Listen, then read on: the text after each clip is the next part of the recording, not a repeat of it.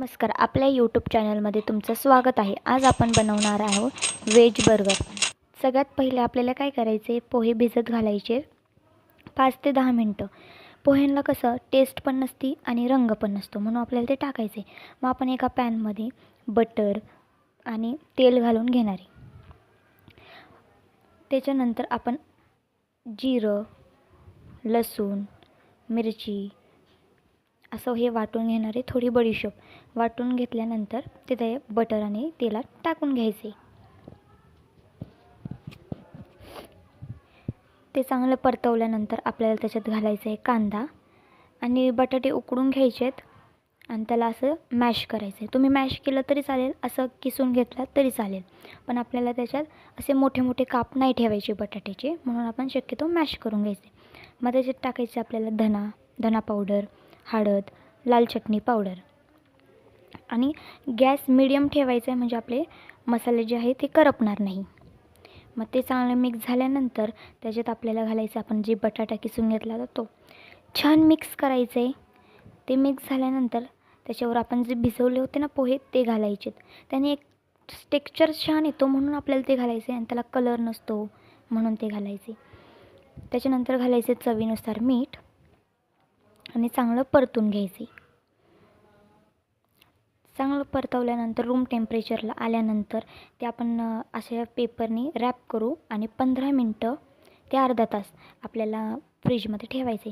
जास्त वेळ पण नाही ठेवायचे अर्धा तासाच्या याच्यात, नाहीतर मग आपली वडी तुटतील. आता आपण घेतला आहे बर्गर बन. त्या बर्गर बनला कापून घ्यायचे. बघा किती छान कापला गेला की नाही बर्गर बन. आणि बघायचं आहे की बर्गर ताजाच राहायला पाहिजे. हे आपलं आता मिश्रण तयार झालेलं आहे. आता आपण घेणार आहे मैदा आणि कॉर्नफ्लॉवर. त्यात चवीनुसार मीठ टाकायचे, थोडं तेल टाकायचे आणि पाणी टाकून त्याला मिक्स करायचे. जास्त घट्ट पण नाही आणि जास्त पातळ पण नाही, असं हे बॅटर तयार करायचे.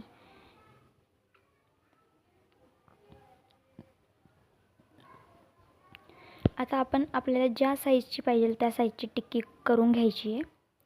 टिक्की आपली बर्गर बनच्या छोटीच झाली पाहिजे, जेणेकरून आपण जी कोटिंग केल्यानंतर तळल्यानंतर ती थोडी साईजने अजून मोठी होते. म्हणून लक्षात ठेवायचं आहे की बर्गर बनपेक्षा टिक्की छोटी करायची. असं गोल गोल करून छान हातावर थोडं प्रेस करून घ्यायचे. टिक्कीचा आकार द्यायचे. जेवढे पाहिजे तुम्हाला तेवढे एक सोबत करून घ्यायचे. 1 2 हे असे टिक्की तयार होतात. त्याच्यानंतर आपल्याला ते आपण जे कॉर्नफ्लॉवर आणि त्याचं बॅटर बनवलं होतं त्याच्यात डिप करायचे. त्याच्यानंतर तुम्ही ते ब्रेड क्रम्स पण घेऊ शकतात किंवा तुम्हाला जे अजून पाहिजे ते घेऊ शकतात तुम्ही.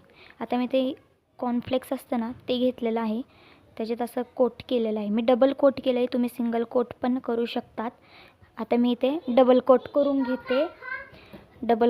घेते म्हणजे कसं छान क्रंची होईल आणि त्याचं टेक्स्चर पण छान लागेल आणि आपल्याला खायला पण खूप छान लागेल, म्हणून मी असं डबल कोट करून घेते आहे त्याला.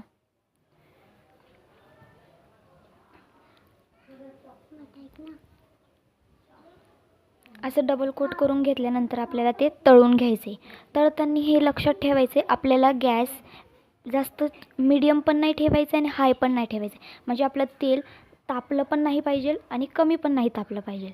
जर तापलेलं असेल तर आपली जी कोटिंग आहे ती जळून जाईल आणि जर कमी तापलेलं असेल तर ते जी पॅटी आहे त्याच्यात तेल घुसेल, म्हणून हे लक्षात ठेवायचं आपल्याला.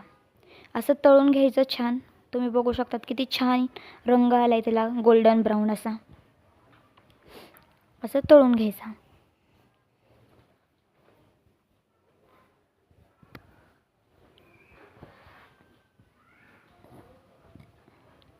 आता ते तळून झाल्यानंतर आपल्याला काय करायचं आहे, जे आपण बर्गरचा बन होता तो कापून घेतला होता त्याला शॅलो फ्राय नाही म्हणू शकत आपण, थोडंसं असं त्याला फक्त खरपूस गोल्डन ब्राऊन होण्यापुरता राहू द्यायचे. बघा तुम्ही आवाज बघू शकतात किती छान येतोय, असा आपला आवाज आला पाहिजे. त्याच्यानंतर आपल्याला पहिले मिओनीज लावून घ्यायचं आहे. तुम्हाला पाहिजे तर टमॅटो सॉस लावू शकतात किंवा रेड चिली सॉस लावू शकतात. तुमच्या आवडीनुसार तुम्ही लावू शकतात. आता मी इथं टॅमॅटो सॉस लावून घेतला आहे.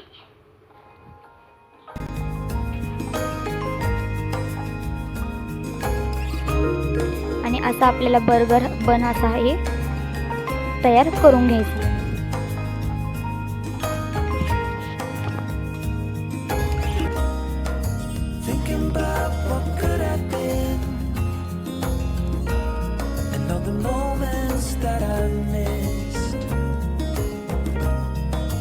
One thing that I'm sure of is that you are the one, the only one for me.